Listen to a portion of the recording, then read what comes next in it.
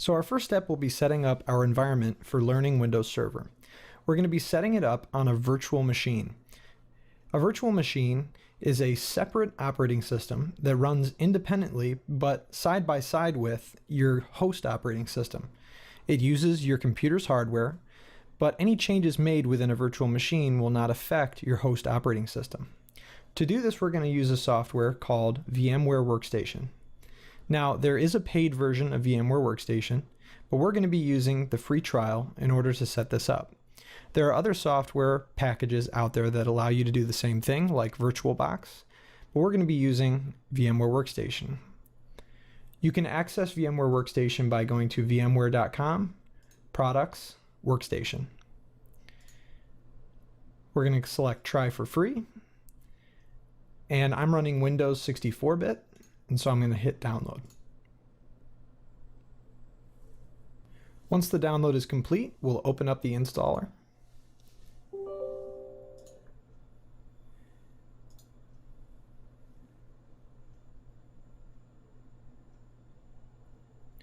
And we'll simply follow the prompts. The defaults should be fine for most installations.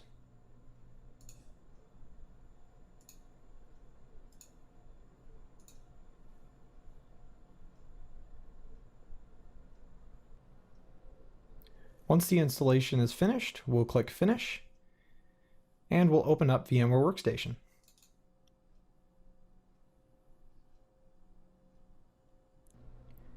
Before we create our virtual machine and install Windows Server, we need to obtain the installation media for Windows Server 2012.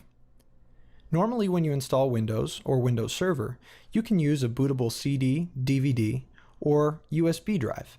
For our purposes, we're installing on a virtual machine, so we'll require a special file called an ISO file that will allow us to install Windows Server 2012 as if we were using an installation disk. To get this file, we're going to obtain an evaluation copy of Windows Server 2012. To do that, we're going to head over to the Microsoft's TechNet Evaluation Center. You can reach this at microsoft.com/en-us/eval-center. Click the Evaluate Now button and select Windows Server 2012 R2 or Release 2. In order to download our evaluation copy of Windows Server 2012, we need to have a Microsoft account. So I'll go ahead and sign in.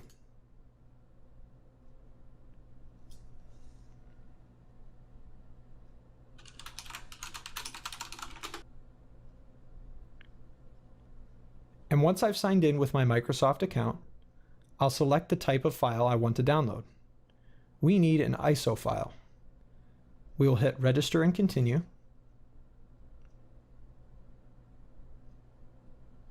And we'll fill in the information.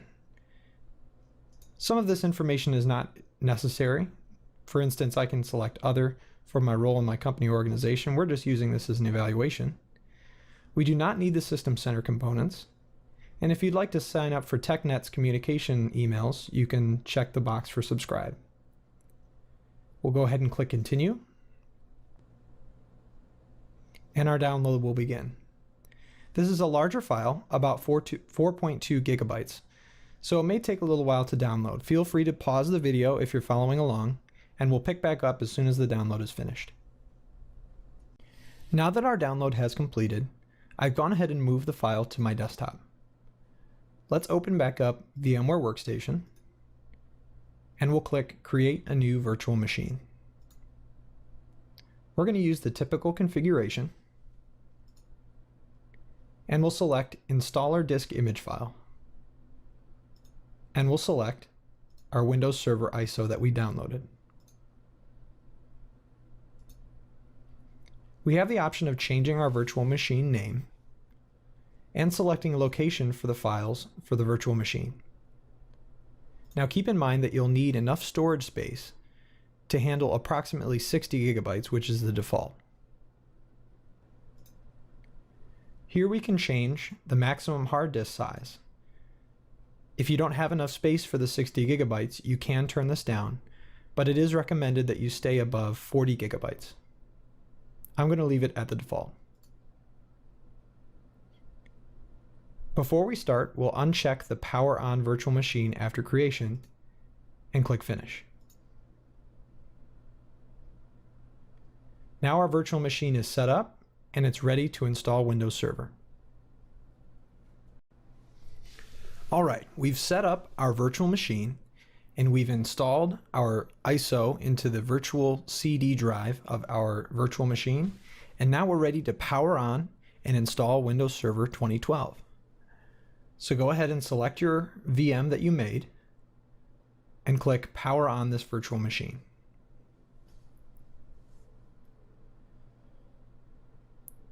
You'll see on screen, just like you would in front of a physical machine, that the installer will begin, very similar to installing Windows or any other operating system.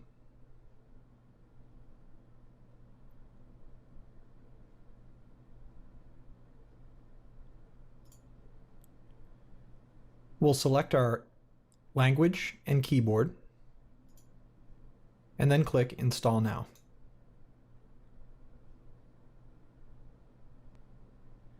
Now, there are several different versions of Windows Server. In fact, there are 4: Foundation, Essentials, Standard, and Data Center. With this evaluation that we've downloaded, we have a choice between Standard and Data Center. For this tutorial, we're going to stick with the Standard evaluation. Now, when you select the Operating System Edition, make sure you select the one that has the option Server with a GUI, or Graphical User Interface.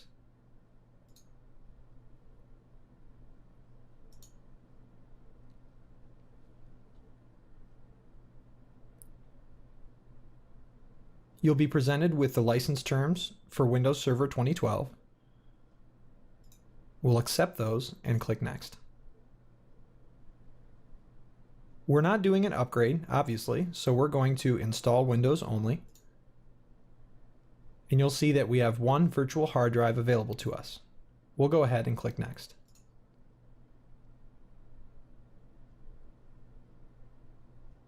Windows will begin copying Windows files, getting those files ready for installation, and finishing up the remainder of updating and setting up the system. This process may take 5 to 15 minutes depending on the speed of your computer. So we'll skip ahead to the end of the installation.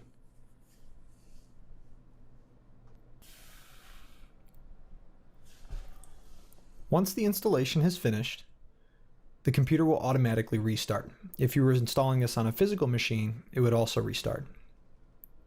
Installation will continue after this reboot.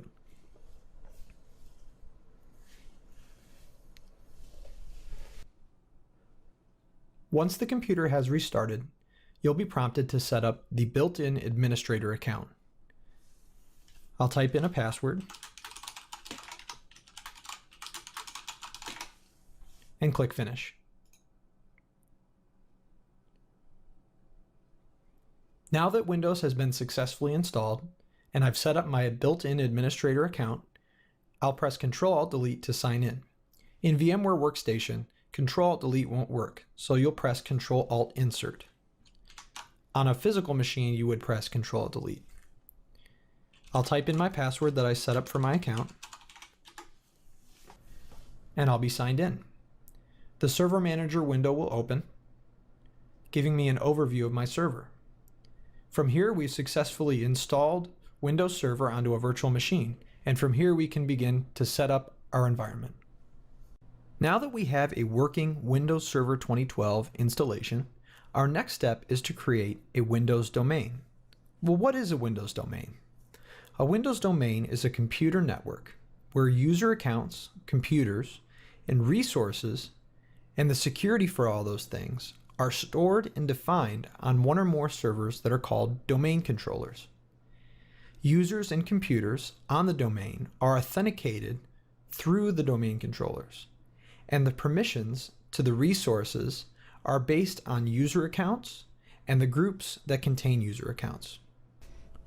So with that information in mind, it's time to set up our Windows Server as a domain controller and create our first domain. For the remainder of this course, I'm going to be using VMware Workstation in full screen mode. At the very top of the window, you can see the Enter Full Screen Mode button.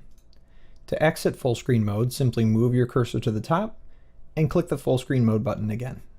This will help us to be able to see what we're doing with inside the window. When we first start up Windows Server and log in, we should see the Server Manager utility. The Server Manager utility allows us to get an overview of the different roles and configurations that we've set up for our local server, as well as servers that we've added to any groups within the domain once we've created it. If you don't see the Server Manager window when you first log into Windows, you can access it through the Quick Launch toolbar or through the Start menu.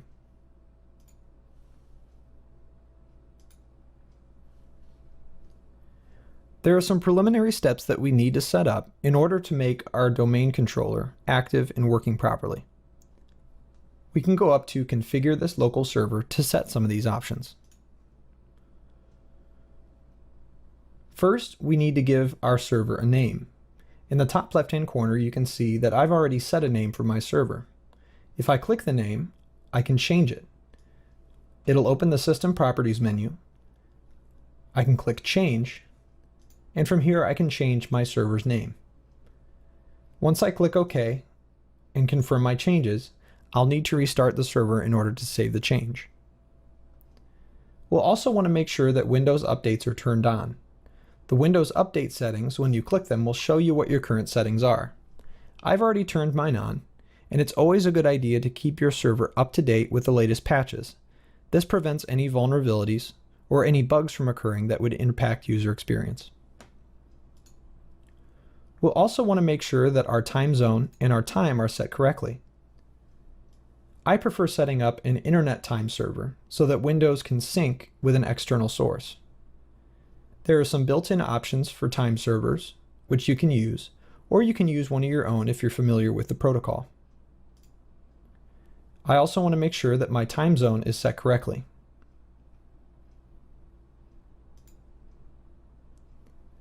There are some other options on the left-hand side that we'll want to configure as well.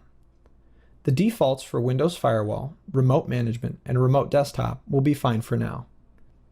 NIC teaming is an option that allows you to combine different physical network interfaces to one IP address. We'll skip that for now since that's a more advanced feature. We do need to configure a static IP address for this server. Since it's going to be a domain controller, its IP address must not change. If it does, that could cause some problems in the future. So let's go ahead and configure a static IP address now.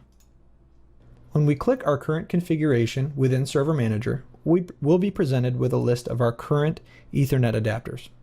This server only has one since that's what we configured as a typical configuration in VMware.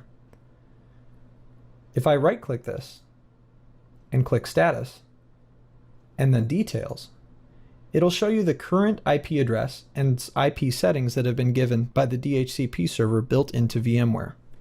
We need to change this so that this information is static and will not change.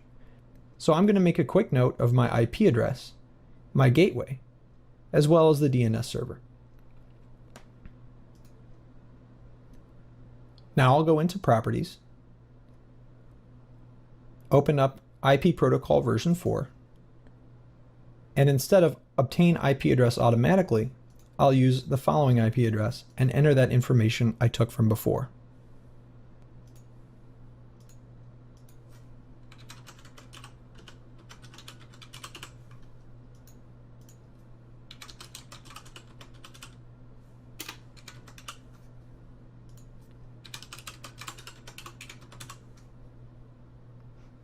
Once I've entered my settings, you can click OK.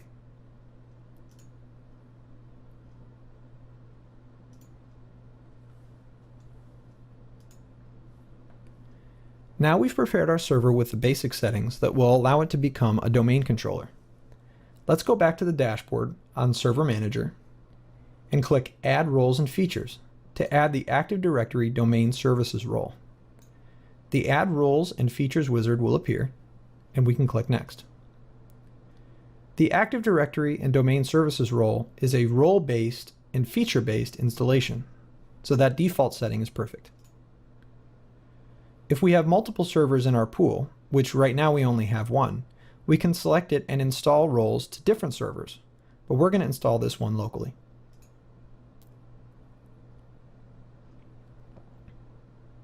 We'll select Active Directory Domain Services and then click Next. We should also install Group Policy Management, as that will help us in some of the later lectures in this course.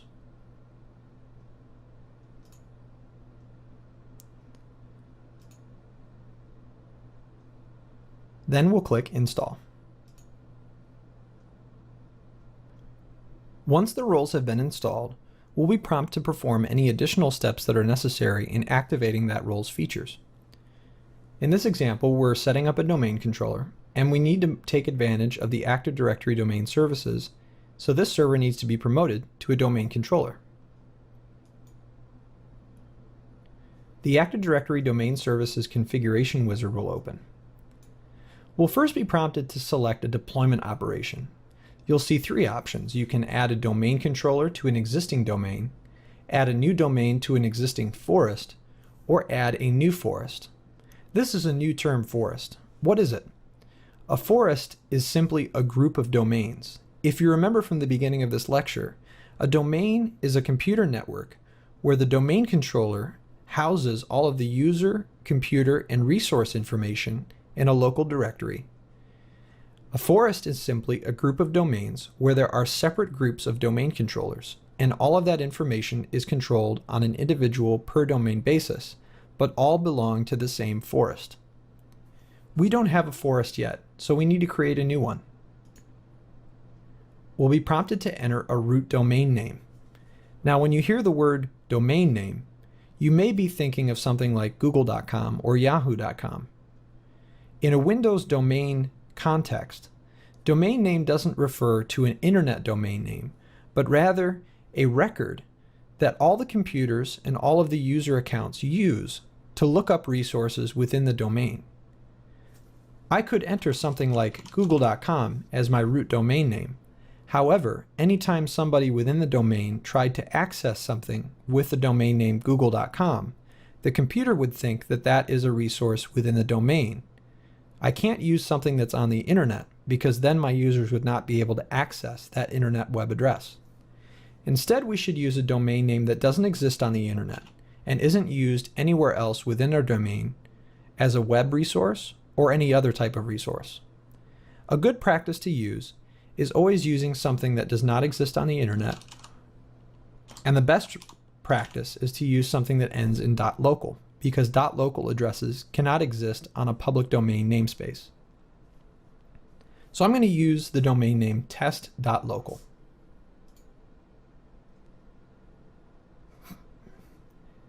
Next, we'll set our forest and domain functional levels. The functional level of a forest or a domain is simply a set of features that is allowed on that domain as a whole. This is mainly controlled by what versions of Windows Server are active domain controllers within your domain. For example, if all of my servers within the domain were Windows Server 2012 R2, then I could easily set my forest and domain functional level to Windows Server 2012 R2. There are additional considerations to make if you're using older versions of Windows Server. Your forest or domain functional level may need to be set lower. Since this is the only domain controller in our domain, the default works just fine. We're also asked to specify this domain controller's capabilities. We want this domain controller to be a DNS server. We'll describe more about DNS servers later, but basically it's simply a record of all the computers and devices within the domain network and their IP addresses that are associated with them. A global catalog is simply a record of all of the resources that exist on the domain controller and are advertised to all the users and computers based on their permissions. The primary domain controller that we're setting up now has to be a global catalog because it's the first domain controller. You'll also see that the read-only domain controller is grayed out and you cannot enable it. This is because the first primary domain controller is being set up and needs to be writable. Later, you could set up a domain controller that is read-only for special purposes. Lastly, we need to set up a Directory Services Restore Mode password. DSRM is a tool that's used to recover directory services and directory information in case of a disaster. So we'll set up a password for that now. Make sure you note this down in case you ever need it in the future.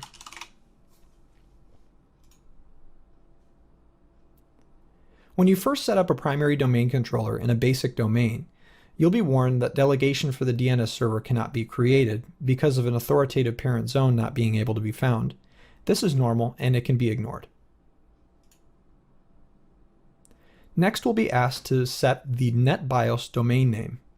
NetBIOS is simply the first part of the root domain name that we set. We want this to be the same, so the default is perfect. Next, we'll be asked to specify the location of the ADDS database, or the Active Directory Domain Services database, the log files, and the sysvol folder. The defaults for these folders are fine, but in more advanced lessons you can learn to modify the locations of these to suit your purposes. We'll leave them by default for now. We're then given an option to review all of our selections and to make sure that everything looks correct. When we click Next, Windows Server will begin checking to make sure that all of the prerequisites for becoming a domain controller are met. It will give you warnings in case anything needs to be brought attention. The first item is a warning about security. There is a setting in Windows 2012 domain controllers, by default, that is turned on, that allows compatibility in cryptography with older Windows Server systems. This is a potential security risk because older cryptography algorithms are sometimes weaker and subject to vulnerability. We'll ignore this for now, but it is a good thing to read up on the different vulnerabilities that might exist when you're warned about them. We'll also see that the warning we got earlier about DNS server is showing up as well. As before, this warning can be ignored. We'll see that all of our prerequisite checks have been completed and they have all passed successfully. We're ready to upgrade this server and promote it to a domain controller.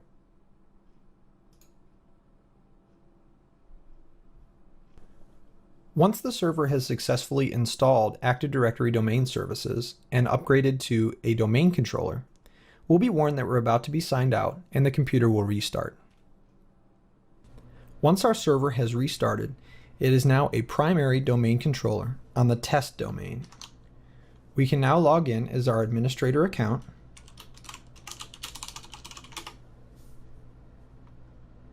and the Server Manager window will open. From here we can configure our domain services and add other roles and features onto our domain controller. At the very bottom of your Server Manager you'll see that ADDS has been installed, as well as DNS and file and storage services. In the next few lectures, you'll learn how to configure these services as well as add others. So now that our server is now a domain controller and we've installed Active Directory Domain Services, we now have to configure Active Directory. Well, what is Active Directory? It is the foundation of the Windows domain. It's essentially a catalog of all the registered objects in the domain, and it provides authentication services and security principles that allow those users and computers to access the resources that they've been granted permissions to. So we're going to start with a real-world scenario. We're going to provide some realistic examples of how Active Directory might be set up, and we're going to go through and actually configure it as if we were starting fresh for a real business. So we're going to be working with the imaginary CarMax dealership. It has one headquarter location and two sales locations. The headquarters has an administrative department, accounting, and HR, and then the two locations have sales staff, mechanic staff, and management. So we're going to go into Active Directory, set up these different objects, and go from there. So back in our server with the Server Manager window open, we'll go up into the top right-hand corner to Tools. Then we'll click Active Directory Users and Computers to open that snap-in. On the left-hand side of ADUC, or Active Directory Users and Computers, you'll see our test.local domain. If we expand that, we'll see some of the built-in OUs, or organizational units, that come by default. Now, when we're structuring Active Directory, my rule of thumb is always to start with the biggest organizational unit I can think of, and then work my way smaller. So with our example business, we want to start with the biggest division or biggest organizational structure unit that we can think of and then work smaller. So for our business, We'll start with our 3 locations. We've got a headquarters and 2 sales locations. So with our domain selected, we'll right-click in the middle of the screen, then click New Organizational Unit. And we'll give it a name. For instance, Headquarters. And we'll repeat that step for the other 2 locations. Now before I click New, I have the Headquarters OU selected. So right now I'm creating new objects within this OU. If I want to create an OU inside the root domain, I'll have to click that first. So I'll create 2 more organizational units, and we'll call our 2 sales locations CarMax East and CarMax West.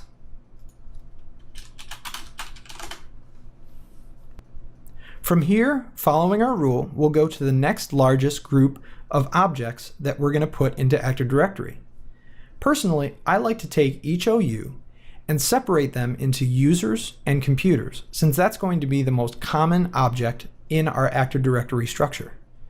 So for each location, I'm going to select it and create a new OU for computers. Make sure you name each one individually, so when you're looking at it on an individual basis, you know which one it is. So with this structure, I can put my users into headquarters and the computers at headquarters into the computers-headquarters OU. I'll repeat this for the next 2 organizational units.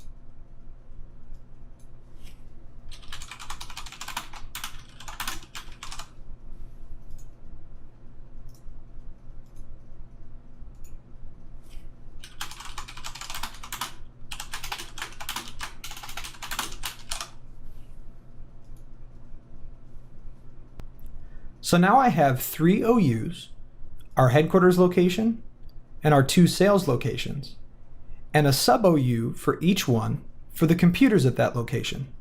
I'll put the users and the user groups in each location. So starting with headquarters, we want to create our next smallest item.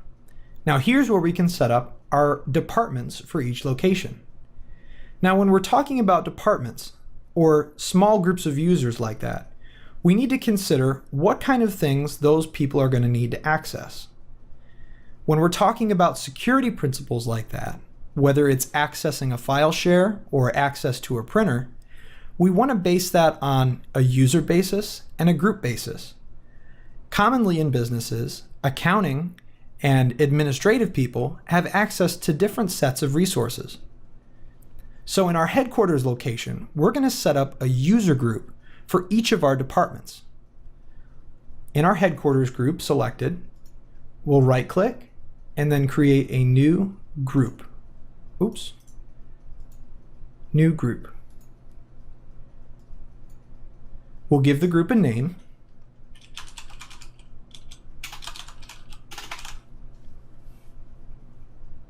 We'll make sure that the security group type is enabled, and we'll make sure that it is a global group. Then click OK. We'll repeat this step for the other 2 departments that we have at our headquarters location. Accounting,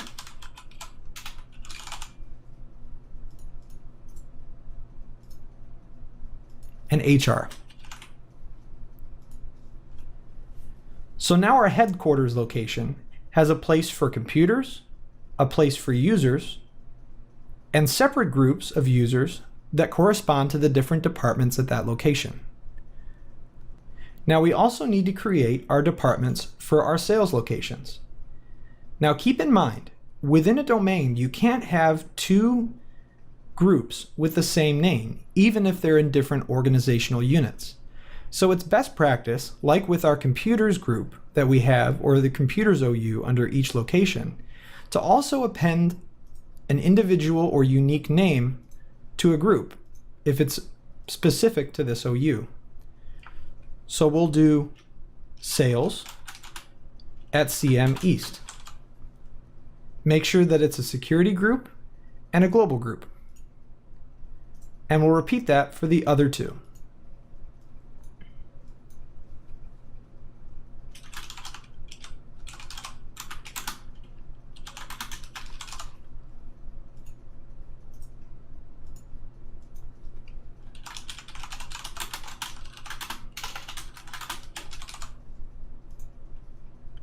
So now I have 3 user groups at that sales location, and since none of them have just the management, mechanics, or sales name, I can create the other 3 groups with CM West, so there's no conflicts.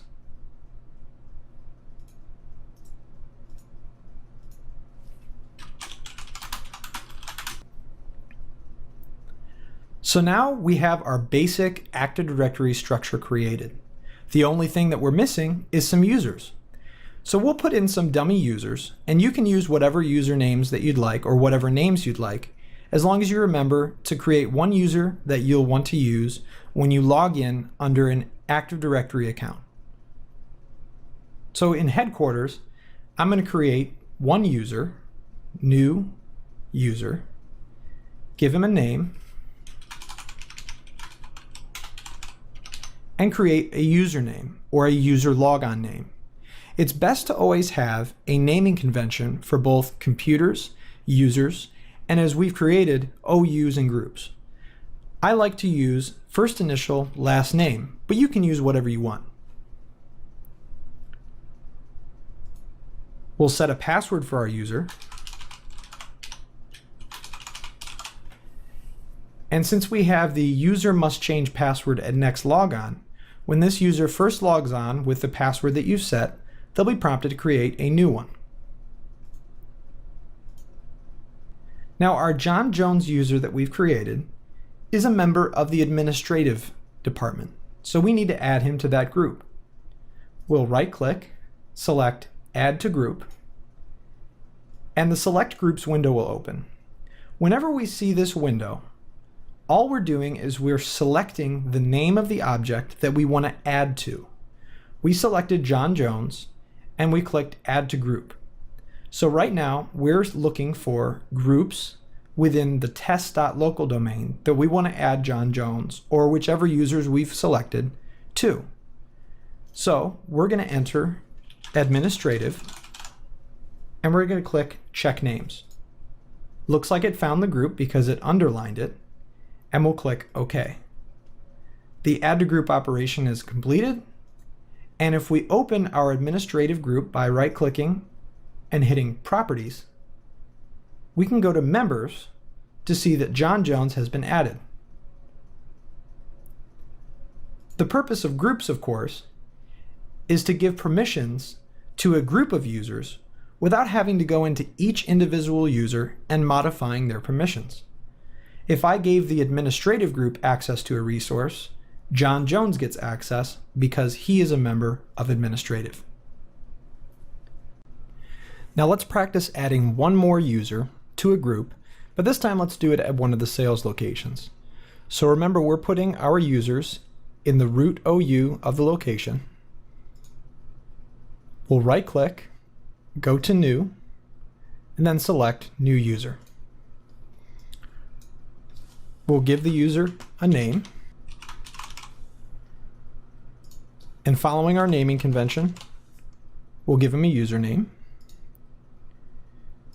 We'll set a password, and click Next. Now we'll add Mike Jones to the mechanics group of CM East. So we'll right-click Mike Jones, Add to Group, and this time we'll just search Mechanics. Click Check Names, and you'll see that there are multiple matches. Because remember, we have a mechanics group at CM East and CM West. Well, Mike is a mechanic at CM East, so we'll select the CM East Mechanics group. We'll select OK, the operation completed, and we can go into Mechanics to check to make sure that he is properly added. There's another way to add users to a group, and that's by going through the group itself.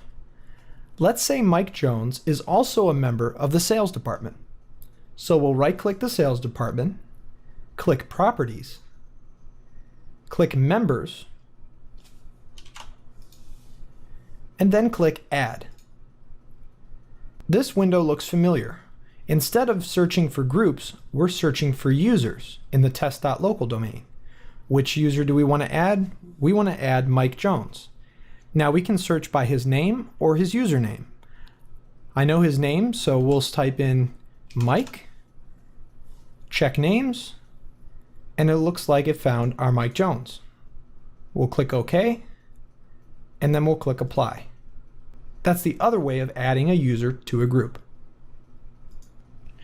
Next, we'll go over moving, disabling, and deleting Active Directory users and other objects. So let's work with our Mike Jones user. Let's say that Mike Jones got moved to headquarters because he got promoted.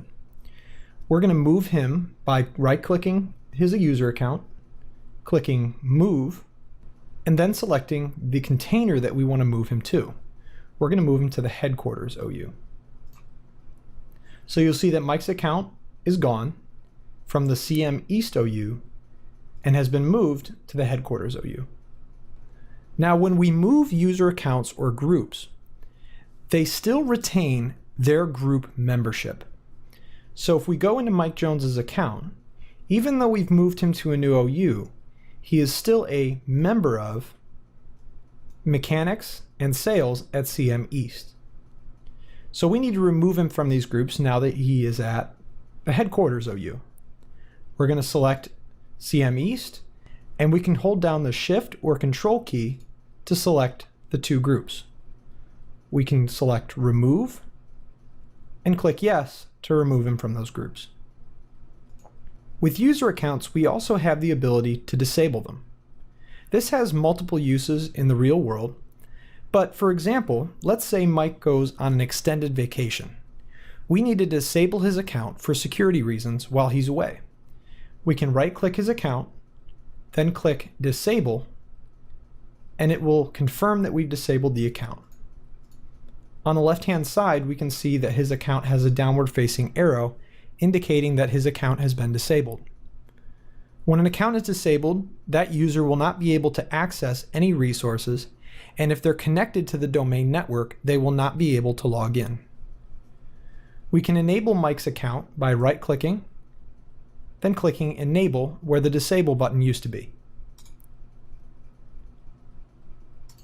When you need to delete a user or a group or any other Active Directory object, you can simply right-click the object, then click Delete. It will confirm your selection, and the object will be deleted. Lastly, we'll go over several more options we have with modifying users and several of the actions that we can take with their accounts. If we look at our John Jones user, we can right-click and we get several options we haven't gone over yet. For instance, we can copy, which copies John Jones's account and all of its settings into a new account, allowing you to rename that new account and model a new user after John Jones. We can reset John's password, enabling him to change it again after he logs on the next time.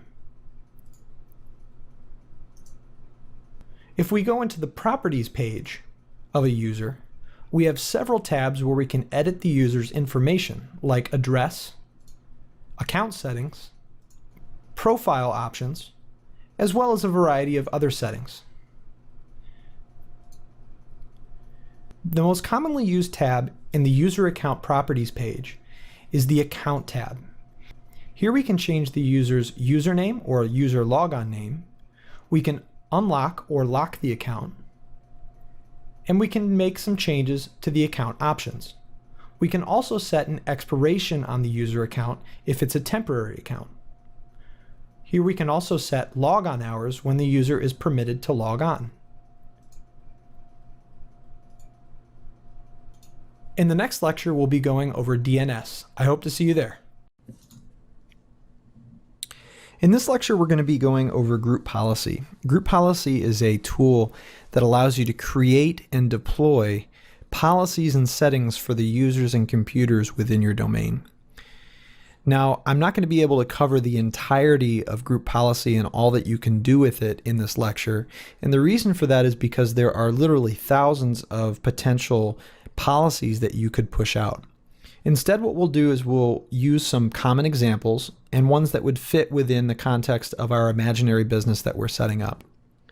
So first we need to make sure that group policy management is installed. And if you remember back when we installed AD domain services, we checked the box for group policy management so that we wouldn't have to do it around here at this time. But we can still make sure it's installed if we go to add roles and features within the server manager. And group policy is a feature. So we'll skip ahead down to the features section and we'll see the group policy management is already installed. And if it wasn't, we could go ahead and check the box, hit next, and install that. And to open group policy management, we'll go to the top right hand corner to tools and we'll click group policy management. And the snap-in will open. In the top left hand corner, you'll see our forest, test.local, and then you'll see domains, and then you'll see our domain that we've created, test.local. Now, when we talk about group policy in terms of structure, we need to realize that everything that you do in group policy is OU based, a lot like Active Directory. So you'll see our Active Directory OUs on the left-hand side, CM East, West, domain controllers, headquarters. And the first thing that we need to talk about when we're creating policies that we're going to apply is that when we create a policy, we're not only working within the context of which users or computers am I going to apply this policy to, we also need to pay attention as to where we are linking those policies as to the OUs that they're placed in. When we create a policy, let's say we create a policy in the headquarters OU. Regardless of what users or computers that we apply the policy to, they must be within the headquarters OU in Active Directory in order for that policy to apply. If I created a policy in headquarters and applied it to a user that was in CM West, that policy would not apply. I have to make sure that when I create a policy in the headquarters OU or any other OU, I'm applying that to users and computers that I want to be applied that are in the headquarters OU.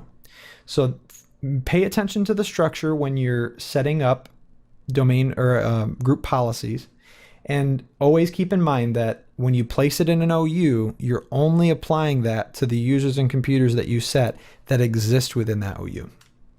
So in the top, you'll see a default domain group policy object. This one comes built in when you install group policy management. And if we go into the settings, we can see some of the settings that exist within this particular policy. By default, it sets a password policy, an account lockout policy, a Kerberos policy, security, encrypting file systems. We're not going to go over every single one of these, but the most common that we're going to set up is these top two, the password policy and the account lockout policy.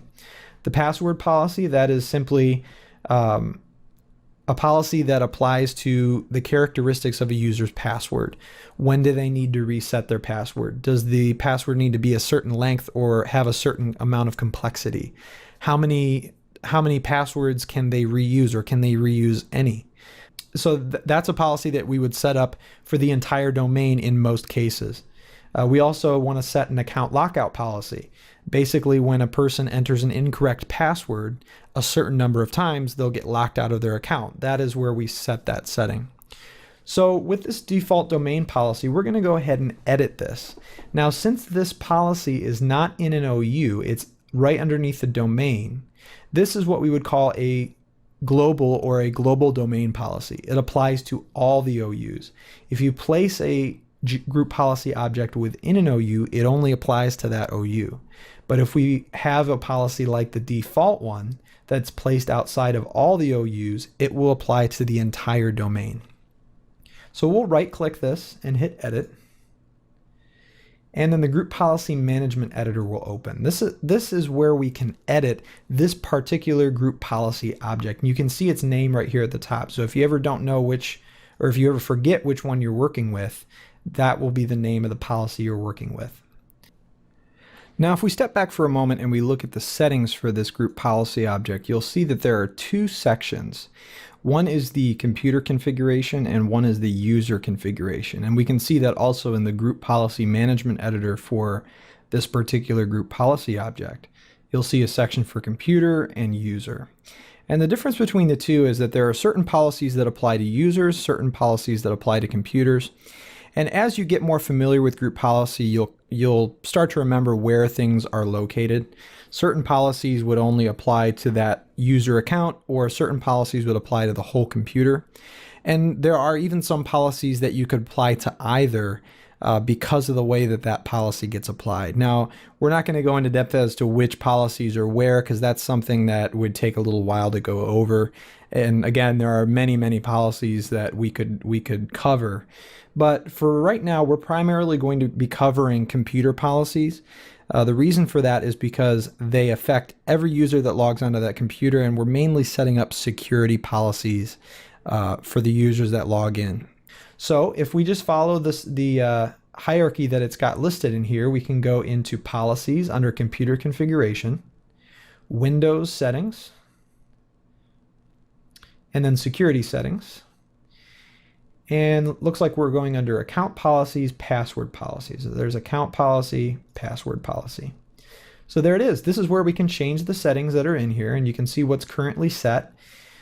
So let's go over just some of the basics. Now, when we're editing a group policy here, these are a policy and a policy setting. If I double click this, I can change the setting. Now, in most built-in group policy options that you have the ability to change, you can, if you don't know what it does, you can always click this explain tab, and it will tell you in detail what this setting will do, what options you have to change, and what will happen when you change that, either if it's a true or false, or if it's a number that you need to set, what will changing that do? So always read over the explanation if you don't know what you're changing or what you're doing. This will always give you some good insight as to what we're doing. But with the secure policy setting, this is a enforced password history. So when a user changes their password, they can't use that old password again until a certain amount of password changes.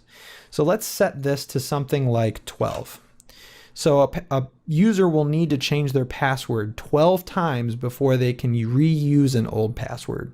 And you can set this as low or as high as you want to, or you can set it to 0 to turn it completely off. So we're going to set it as 12 and hit apply. And then the maximum password age, and if we hit explain, this will tell us what that does. And basically what this setting is how old can the password be before the user needs to change it. So after 42 days, the user will need to change their password. When they go and log in, they will be forced to change it.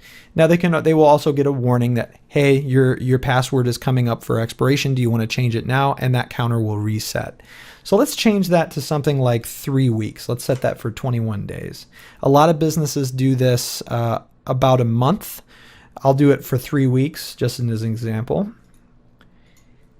And the minimum password age, that is usually not, doesn't need to be set. That can be used in specific use cases. We'll leave that as 1 day. Minimum password length, that's pretty self-explanatory. How long does their password need to be? It doesn't matter if it's letters or numbers. That it's not talking about that. It's just talking about how many characters long is it. We'll leave it at 7. That's good. Password must meet complexity requirements. Now, by default, Windows Domain doesn't really allow you to say, I need this many numbers, this many character, or this many special characters, that sort of thing. They just have an on or off. Does the password need to be complex, or can it be simple? And what they mean by complex is it needs to have these particular requirements. So it needs to be 6 characters in length, contain characters from 3 of these four categories. It's got to have uppercase, lowercase, numbers, and special characters. So it is a good idea to leave this enabled. That greatly enhances the security in your network. You definitely don't want somebody being able to guess or brute force their way in. So we'll leave that on. The last option is whether or not the passwords for users are stored on the domain controller using a method of encryption that's reversible. And what that means is when a password is set on a user, that is stored in such a way that the password cannot be decrypted very easily. And so we want to keep that disabled. We want to make sure that our passwords aren't easy to get to. So that's it for the password policy. Let's go to the next one, account lockout policy. That's just below that. So account lockout duration. Now what this is how long is the user locked out if they get their password incorrect so many times. So we're going to define this. If we check the box, and now normally it's undefined, and what that means is that the policy is simply turned off. So we'll go ahead and define this policy, and let's say we'll lock them out for 30 minutes. That sounds fine. Now it's going to give us a warning. These other two need to be enabled and configured in order for that policy we just changed to be changed successfully. So it's going to put some defaults in there. We'll go ahead and change those after the fact. So we'll apply that, hit OK. Account lockout threshold. How many times does the user enter their password incorrectly before it locks them out? 5, that sounds just fine. And reset account lockout after how many minutes? So they'll get locked out for 30 minutes, and after that 30 minutes is up, the account will be re-unlocked, so to speak. We'll leave that enabled, that's fine. So that's it for our two most common policies, and we're applying this again to a computer configuration, and since it's directly underneath our domain, it's not in any OUs, it's going to get applied to all of the computers within that domain. But we need to make sure first that our scope is applied correctly. So we're going to close this, and next we're going to click the Scope tab. Now, in our default domain policy, you'll see that it's applying to this domain, test.local, and it's filtered to these objects. And the object that it's filtering to is authenticated users. Now, it may be confusing. We've got a policy that's being applied to the entire domain, but there's only computer policies in it, yet we're filtering it down to authenticated users. It really doesn't matter if you're applying a policy to users or computers. You generally want to only apply it to user objects when you're talking about security filtering. So the fact that this says authenticated users, that's perfect. We want that to always be the users that we want to apply that policy to, because when that user logs in, that computer policy will apply to that particular computer as long as it is a computer within the domain, since we've applied this policy here. So what I'd like to do next is create a policy for the financial folks that work at the headquarters at our imaginary car dealership. Now, the financial people are probably working on important accounting stuff, and they probably have some sensitive information on their computers. And we want to make sure that their computers lock if they get up and walk away for a certain amount of time. That's so that nobody can just walk up and start messing around and look at things that they shouldn't see. So we're going to create a policy in the headquarters OU. We'll go ahead and click that, and then right click and click create a GPO in this domain and link it here. We're going to name this GPO, so we're going to say screen timeout. And now you'll see that that GPO is applied. If we expand headquarters, we'll see that that's been applied. And by default, it automatically puts our authenticated users, and that's fine. So we're going to go ahead and edit this policy and right click it. Click edit. So we're going to set up an inactivity lock. After the machine is inactive for so much time, the computer will automatically lock. This policy is located under Computer Configuration, Policies, Windows Settings, Security Settings, Local Policies, and then Security Options. So the policy we're looking for is under Interactive Logon, and it's called Machine Inactivity Limit. We're going to double click that. We're going to check the box to define the setting, and we'll set that to something like 5 minutes. Look, notice that it's asking for it in seconds. Again, we can always click explain if we want to get a definition of that policy. So now once we click apply and click OK, you'll see that the policy's been defined. It's been set at 300 seconds. And if we exit the group policy editor and then click settings for this group policy, we'll see that the interactive logon policy has been set to 300 seconds. So now when a computer is within the headquarters OU and a user logs onto it, once that computer has been inactive for 300 seconds or 5 minutes, that computer will automatically go to the screensaver and then lock. So when that user comes back, they'll need to sign back in order to unlock the computer. Now we need to make sure that this policy is applying to the particular users we want it to apply to.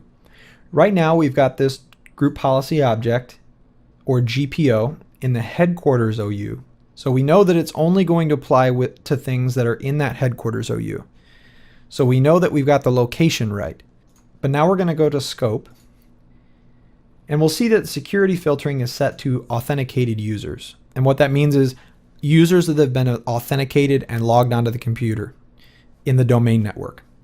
But we don't want to just apply this to authenticated users to all of them. We want to apply it to only the financial folks. So if we go back into Active Directory, and again we can go to Server Manager, Tools, Active Directory Users and Computers, and if we go to the headquarters, we'll see that we set up a accounting group. Now when we're creating this group policy, when we're setting up filtering, we can apply it to groups, users, and computers. So perfect, we have a group that applies to this particular GPO that we want to push this GPO out to. So we'll click remove on authenticated users, and we'll click add, and then we'll type our accounting group. We'll see it underlined, so it found it, hit OK. And so now we've got that group set up. This GPO will apply to users that are in the accounting group as long as those members are in the headquarters OU. So we've successfully set up our GPO. It's going to apply to our users that we want to apply it to. So that's the basics of setting up a group policy object.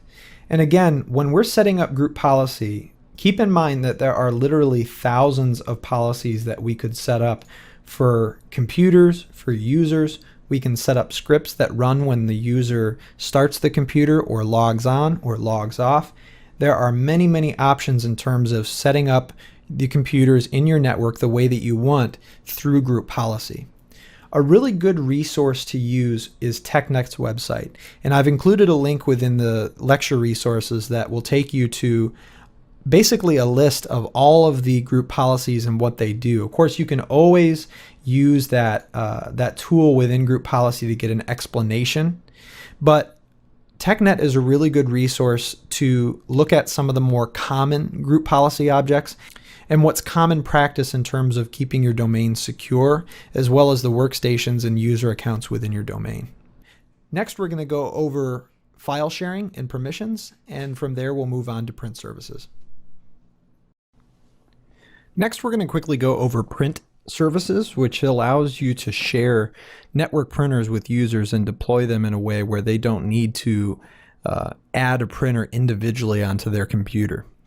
The basics of it is that you set up a printer within your network and you set up Windows Server to be a print server, and that provides the drivers and the print queue on the server to be available for users to use. So first we need to install that role. So we go back to Add Roles and Features, and this is a role installation. So we'll go to Server Roles and we'll select Print and Document Services. We'll check that. It lets us know that it's also going to install the administration tools for that role. So we'll click Add Features. It gives us a little overview of print and document services and what that does. And there's also some other features that come along with that. We can do a distributed scan. We can do internet printing, LPD. Right now we're just going to do a basic print server. We'll go ahead and click Install, and the installation will start.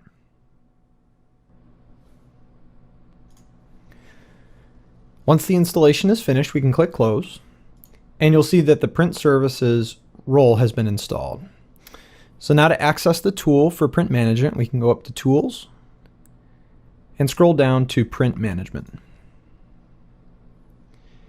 In Print Management, in the snap-in, we'll see that we have some filters available to view what we have installed. So under All Printers, we'll see that we have the built-in XPS document writer. And under Drivers, we'll see that we have some drivers available to use. So what we need to do is we need to install a network printer, and then we're going to check to make sure that a printer is available to use on the network for users. So what we'll do is we'll go to Print Servers. We only have the one, so we'll expand our server. And then we'll go down to printers. Now this is a similar view to what we did above, but within this menu we can right click and select Add Printer. Now if you've ever installed a network printer on Windows or Windows 7, 8, 10, it's fairly simple. What we can do is do it by IP address, since I have a static IP address set up on my printer.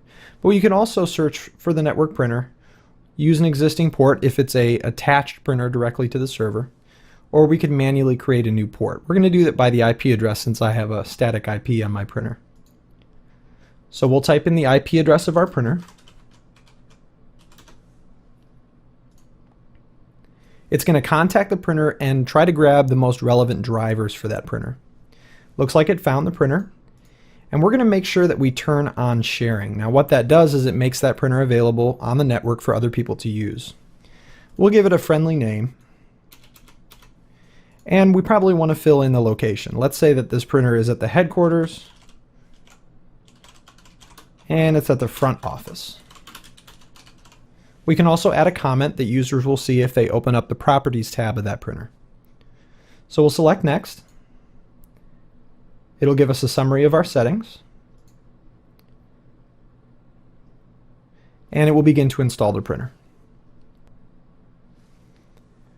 Once the printer installation is succeeded, we could actually go ahead and try to print a test page just to make sure that the server's connection to the printer is working. Or we can add another printer if we have multiples that we need to add. But we'll go ahead and click Finish. And we'll see that in the queue, this printer is ready to print. Now there are multiple options in deploying this printer in a way that the users can access it. We could list it in the directory, in Active Directory, so that when a user goes to install a printer, they can look it up and install it themselves. Or we could deploy that printer with group policy.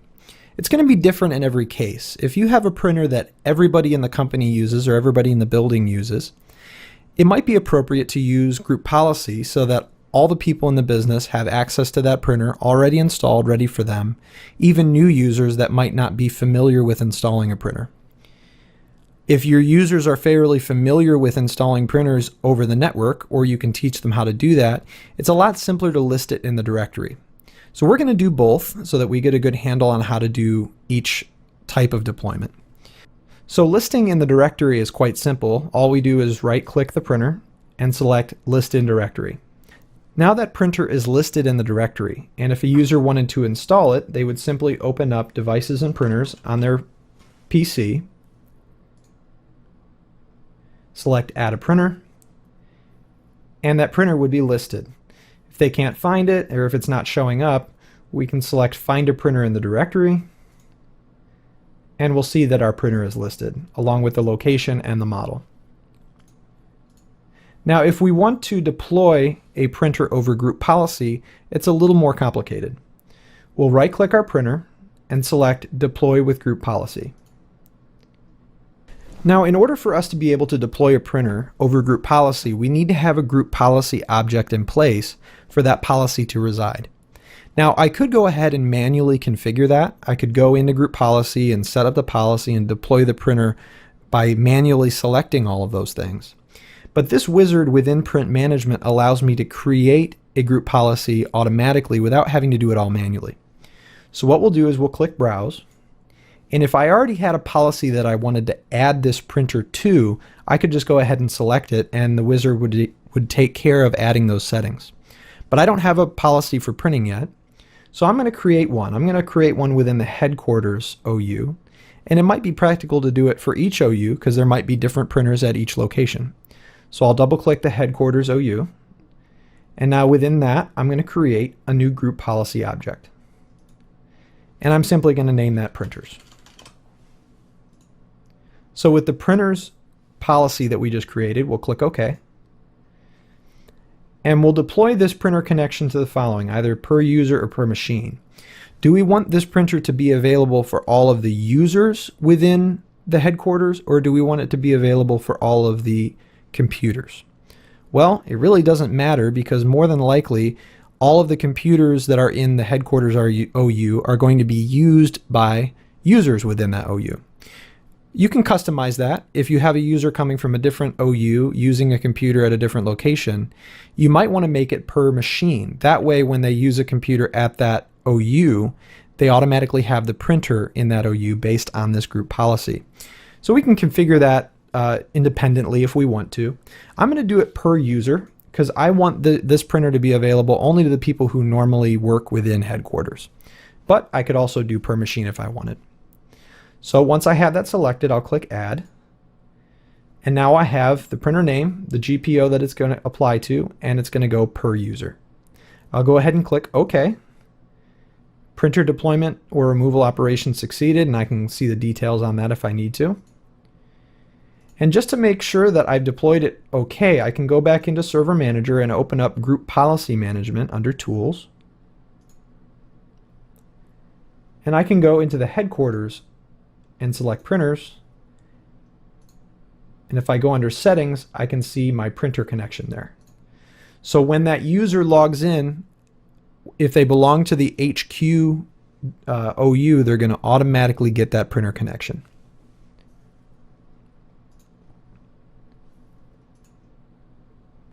One thing to consider when you're setting up a print server is that when users go to install a printer that they don't have drivers for, the server will try to advertise drivers to that computer, and the user will have the choice to accept the drivers that the server is presenting to their computer. The one thing that we have to keep in mind is, in order to install drivers, that user must be an administrator. So there are two options of dealing with that issue. You can either simply have the user get in touch with a network administrator and have them enter their credentials to install the drivers.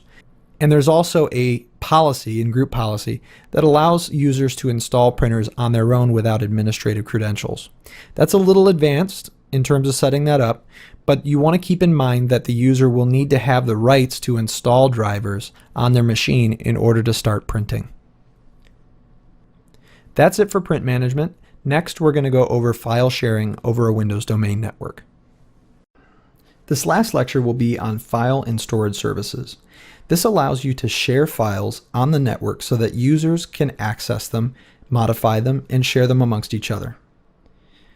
We need to make sure that the file and services role is installed, and you can see that it's installed.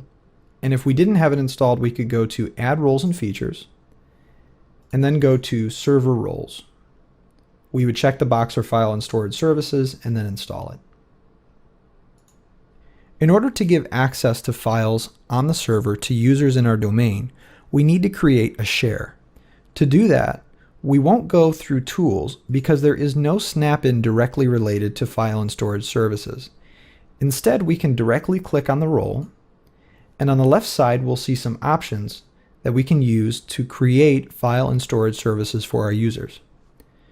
On the left-hand side, you'll see that we have disks as well as volumes, and these are places in which we can create files to share with users. We'll also see shares on the left-hand side, and this is where we will create shares of files and folders for our users. You'll see 3 built-in shares, and these shares are built into Windows Domain, and they shouldn't be modified. Instead, we can right-click and select New Share to open the New Share wizard. There are several profiles available to create shares on the Windows server, and you'll see that there's basically 2 types. There's NFS shares and SMB shares. SMB shares, or server message block shares, are standard Windows shares. NFS is meant for Linux, Unix, or Mac OS operating systems. Since we have Windows users in our domain, we're going to do an SMB share, and we're going to use the Quick profile. We'll select the server where we want to create the share, as well as select the volume where we want the share to be created. If we had more than one hard drive or more than one volume on a hard drive, we would be able to select that and change the location where the share is located. We'll be prompted to give the share a name, and in this case, I'm going to create a public share that all of the users will have the ability to access.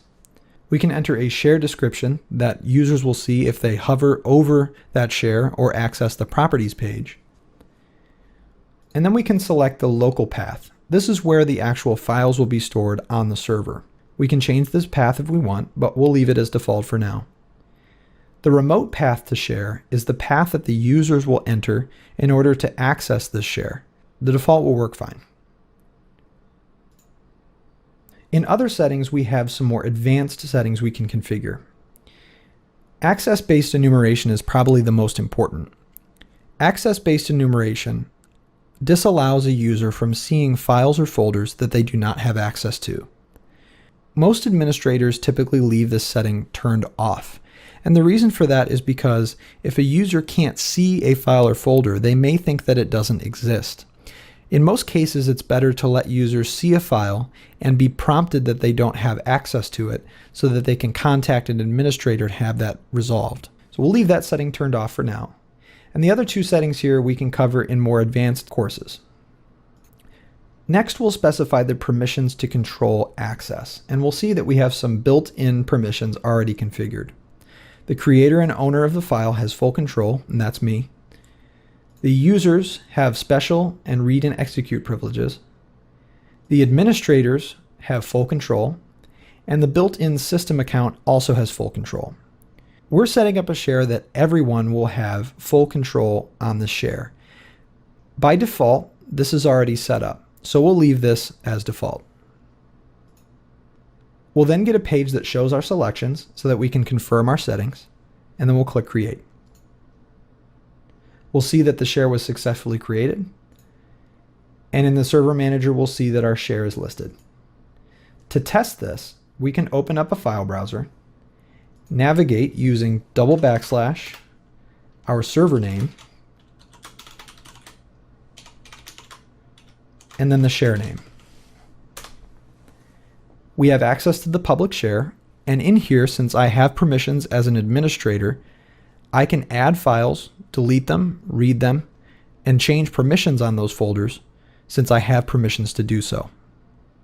We're going to create one more share, and this one will be restricted to certain users. So we'll right-click and select New Share. Once again, we'll use the quick profile.